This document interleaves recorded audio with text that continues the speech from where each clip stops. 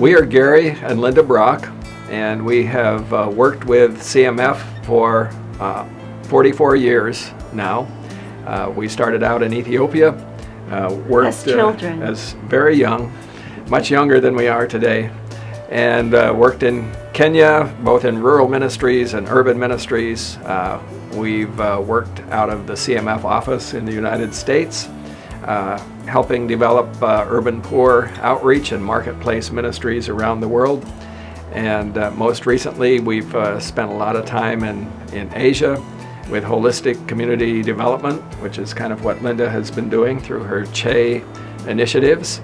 And then also with partners, learning about disciple-making movements and church planting movements and seeing how God works in ways that are way bigger than ourselves. Well, one of the things that's important to missionaries anywhere around the world is to have key ministry partners. And Linda and I feel like we've been very fortunate to have partners that have been with us for 45 years.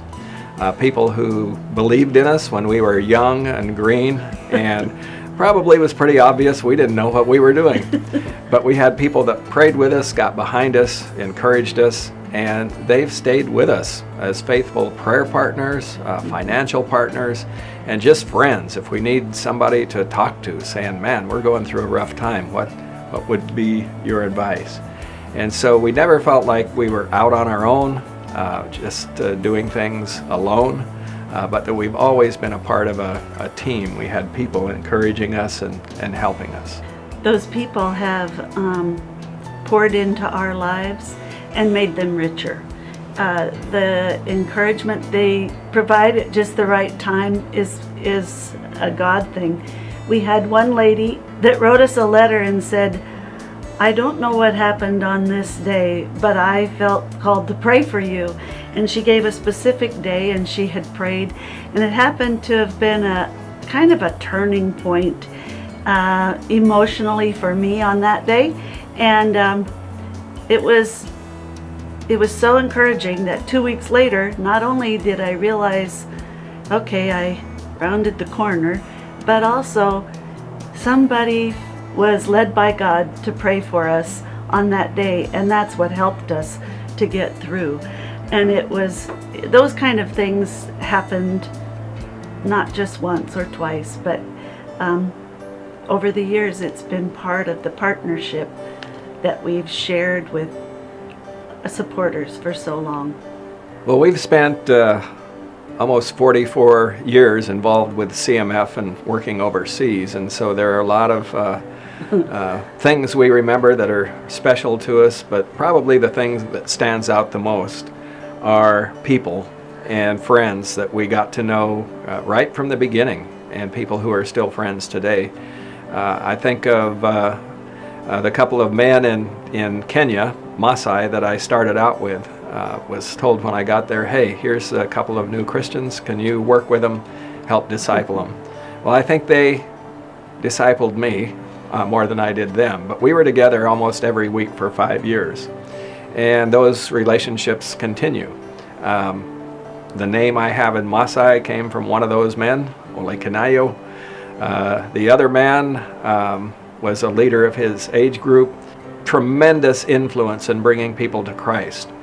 And just a few years ago, we met his son, who was born the year we arrived, and his son had grown up and was leading the group of churches that we had helped establish. When we went to teach, to share, to give. Now we go now more as partners.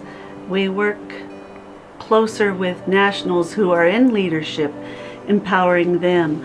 We've heard it called a so that ministry. We go and we do what we do so that our partners on the ground, that are locals, are able to better do what needs to be done by them. So we have a so that ministry, but we also have this coming alongside has been really encouraging, because those people are so gifted and skilled and capable and able to do what they can do that we could never do as foreigners. And bringing the gospel the first time was exciting and yet at the same time a little scary, because there were a lot of ways we could mess it up.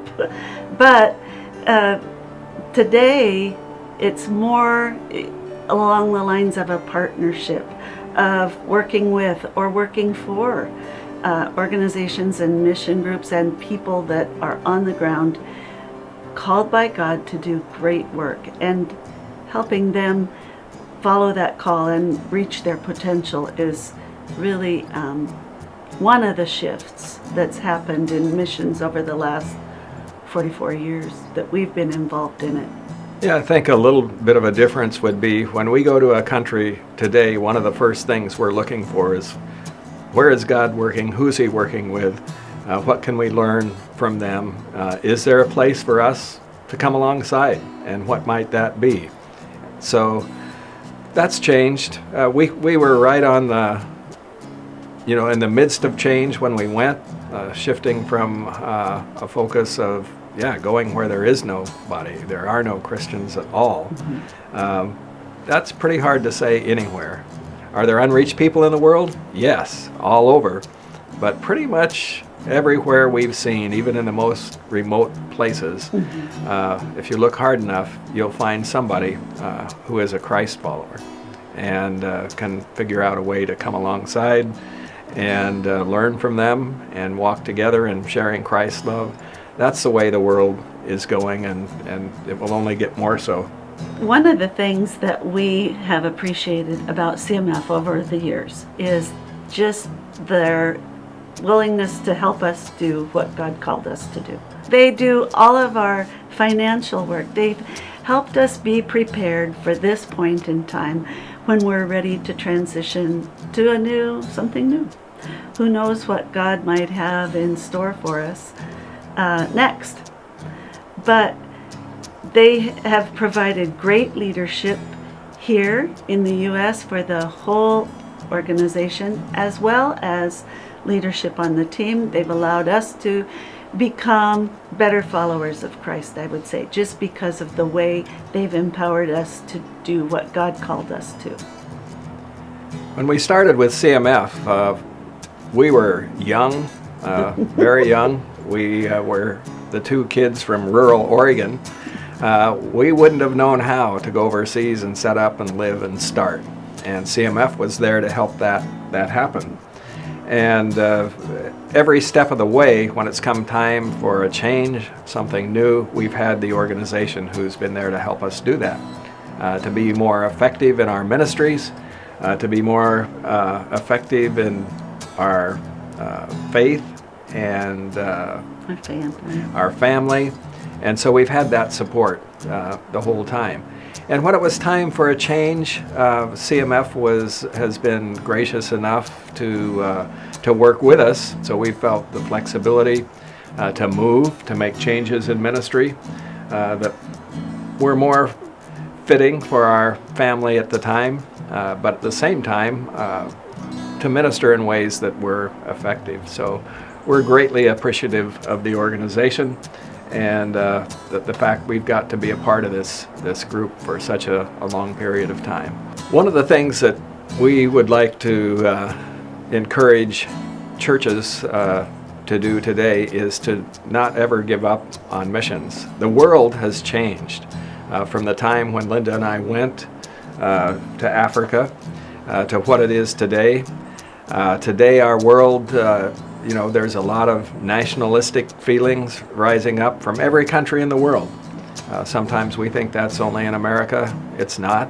There's this wave everywhere. So all of that is going on. Big changes every day. You wake up, wonder what's going to happen today, or what just happened overnight while I was asleep. But one thing doesn't change, and that's people's need for Christ. That was the same yesterday, and it's the same today, and it will be forever. People need the love of Jesus, and that's not going to change. So I'd like to encourage the church to not lose focus. Yes, we have to adapt our methods. We have to work with situations that occur in the world, but the thing that does not change is the answer, and the solution comes from what God has already done for us through His Son, Jesus. Be that light and continue to, like Garry said, don't give up on missions. Don't give up on missionaries. God still uses people to reach people. And continue with that call and that vision that you've always had in the church. The future is exciting always. It's an adventure. You never know what's coming next, especially with Garry.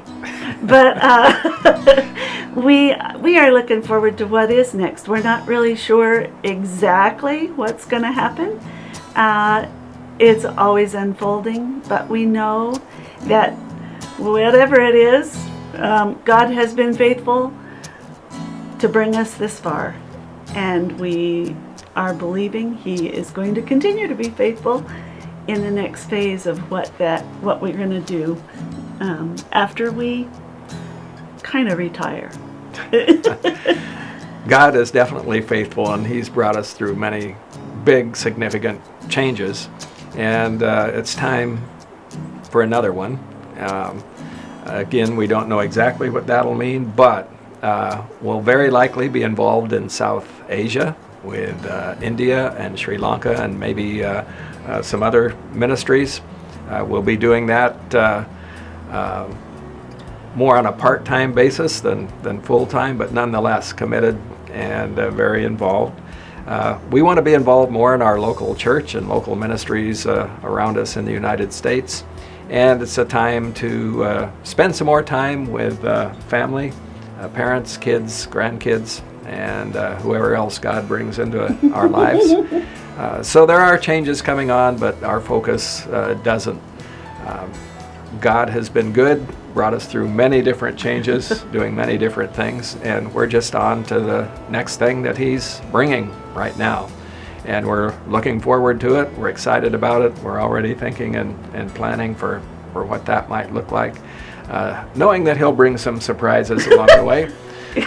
We never know in full what we're getting into. No. Linda didn't know I was leading her into a Marxist revolution to have her first baby in the bush in Ethiopia. But hey, she lived.